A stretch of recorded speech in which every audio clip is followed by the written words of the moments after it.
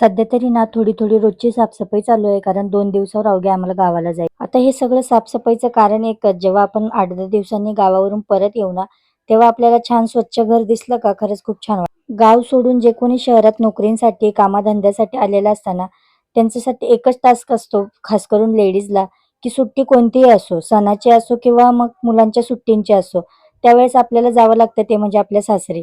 तसंच काहीसं आमच्या घरातही चालतं. आम्ही प्रत्येक सुट्टीला घरीच जातो आणि मोस्टली ना माझं माहेर इथेच आहे. त्यामुळं बहुतेक लोकांचा हा प्रश्न असतो, "तू तुझ्या मम्मीच्या शेजारीच राहते आणि तुला कशाला हवं माहेर?" सो त्या लोकांना मला एकच गोष्ट सांगायची आहे, माहेर जवळ आहे म्हणून 24 तास आपण तिथे बसलेलो त्यांना माझं एकच रुटीन सांगायचं आहे मला, जे की मी सकाळपासून ते संध्याकाळपर्यंत असते आणि मला कोणता वेळ मिळतो हे तुम्हीच ठरवा. सकाळी मी 6ला उठते, त्यानंतर परीचा डब्बा असतो रोजचा. त्यानंतर 7ला मी कामाला गेली तर 10ला घरी येते. सो 3 तासाचं ते काम. त्यानंतर घरी आल्यावर आमचा नाश्ता, पाणी, दुपारचं जेवण, घरातलं सगळं काम आवरणं, यामध्ये मला 3 वाजतात. 3 ते 3:30 मध्ये थोडीशी झोप घेऊन पुन्हा 5ला उठणं, परीला ट्युशनला घेऊन जाणं, सोबत पुन्हा मी संध्याकाळी 3 तास पार्ट टाईम कामाला जाते.